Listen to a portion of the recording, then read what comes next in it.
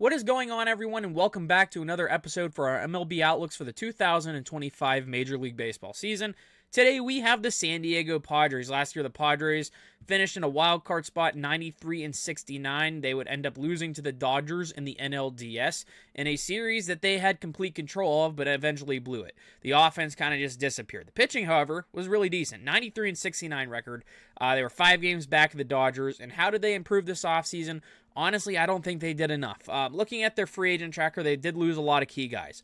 Jurickson Profar, who had a career year last year, 3 years, $42 million to go play in Atlanta. Ha-Seong Kim goes to the Tampa Bay Rays, 2 years, $29 million. Tanner Scott, who they traded for last year, gave up a lot of prospect capital, 4 years, $72 million to go to the rival Dodgers. Kyle Higashioka was part of the Juan Soto deal, 2 years, $13.5 million to go to Texas.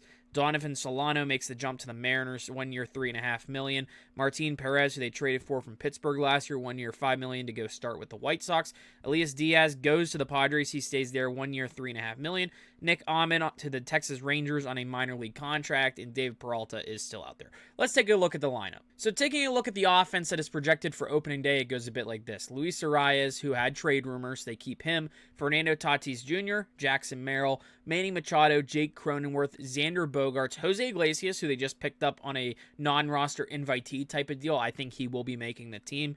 Jason Hayward and Elias Diaz. So when I look at this lineup, what I think about it is I don't think they did much at the bottom of the order to help a lot.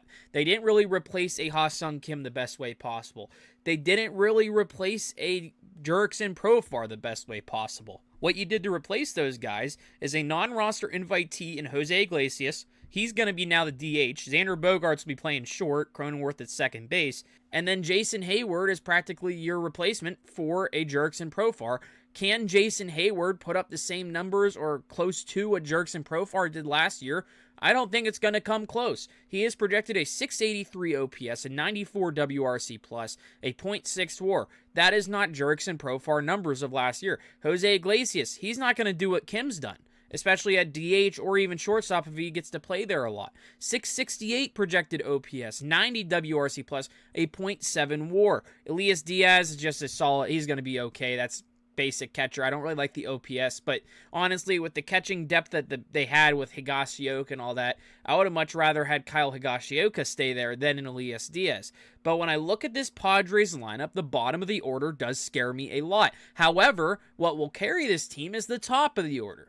Luis Arias, he's a hit machine. People call him a singles guy. I don't think that matters. He's putting up a 754 OPS. He's going to be on base. He doesn't strike out a lot, and that's what's like. Look at this, 5.8% strikeout percentage. That is the prediction on Fangraphs.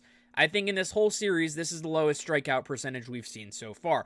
Nothing wrong with Luis Arias. He gets a lot of hate because he doesn't hit for power. I don't think that's part of his game. It clearly isn't. He's putting up a 2 WAR. Any team would love to have that type of a bat.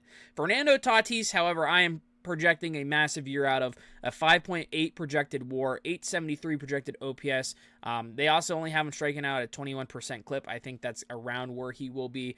He'll be walking about almost 9% of the time in his at-bats. But I really like the OPS. Honestly, I can see it being a little higher, maybe pushing the 900s. I love the WRC plus at 144. Could be a bit higher. He could also be pushing to be a 6er WAR or higher player next year. I think Fernando Tatis is a guaranteed option to be a 30-30 candidate. Some people like him as a 40-40 candidate, a 40-30 candidate, or 30-40 in the other way. He's projected by a lot of people to have a good year this year. Jackson Merrill, of course, back up to the Rookie of the Year, Paul Skeens. Throw a shout out there for my Buccos, of course. A 4.9 projected WAR, a 790 projected OPS, a 121 WRC plus, which is the same as Manny Machado. These guys are going to be completely fine. Look at Machado right here. His OPS is just projected 0.1% higher than Jackson Merrill. They are practically going to be the same type of production in this department of OPS and WRC plus.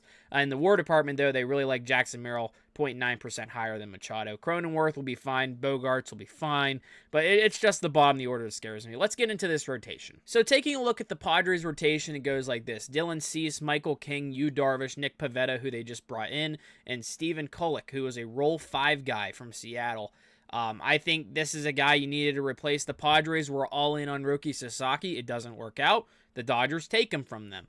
I think this rotation, however, is solid. I know Joe Musgrove is out. He had Tommy John back in October. He is more than likely going to miss all year. He would have been in this rotation. He probably would have been your 4 guy. I would put him at 4, Pivetta at 5. But besides Kolek, I think this is a very solid, well-rounded rotation. Dylan Cease, of course, has come on as a really good pitcher in the league. Michael King had an amazing year last year after being traded to the San Diego Padres in the Juan Soto deal. Yu Darvish will always be Yu Darvish, very reliable legend if you want to throw that in there. Nick Pivetta, he had a very solid year with the Red Sox last year, one of their better arms, projected at 4.04 ERA. I think this is a very underrated pickup by the San Diego Padres. And Steven Kolek, I'm not really even going to talk about him much. He's going to be the 5 guy. He'll probably be replaced pretty soon, a 4.29 ERA. I mean, if he could put up those numbers as a projected 5 guy in 8 starts, I think the Padres would take that. I think any team would take that. And looking at their bullpen, Robert Suarez, Jason Adam, Jeremiah Estrada, Adrian Morahone, Yuki Matsui, Alex Jacob, Wandy Peralta, and Kyle Hart. Kyle Hart, they of course brought in. This was their kind of other major free agent. It kind of went under the radar coming in from the KBO. He's previously been on the Red Sox. He signed there in 2016, then left for the KBO to go play in Korea. 0.2 projected WAR, 4.6 ERA in his first year back in the big leagues. I don't really like the balls per, like I guess the walks per 9 that is, and the strikeout per 9. But other than that, I mean it's an okay bullpen. It doesn't really strike me as it strikes fear. They could have brought back a Tanner Scott, and I would be way more excited about the bullpen. It's a lot, like, I really like the back end of the bullpen more so. And I think that's the case for a lot of bullpens. Jeremiah Estrada projected the highest WAR in the bullpen of 0.9 with 3.26 ERA.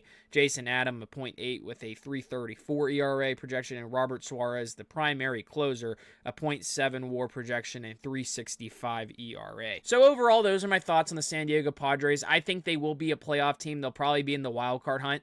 There are some things I wish they improved on more. I think this is still the Dodgers division to lose, but I wouldn't be surprised if the Padres can maybe push them to their limit. But I don't see that happening really much. Thank you all for watching this video. Make sure to subscribe to the channel. Thank you all for 300 subscribers, by the way. Make sure to like the video and comment down your thoughts below about the San Diego Padres. How do you think they finish next year? Have a good one. I'll see you next time.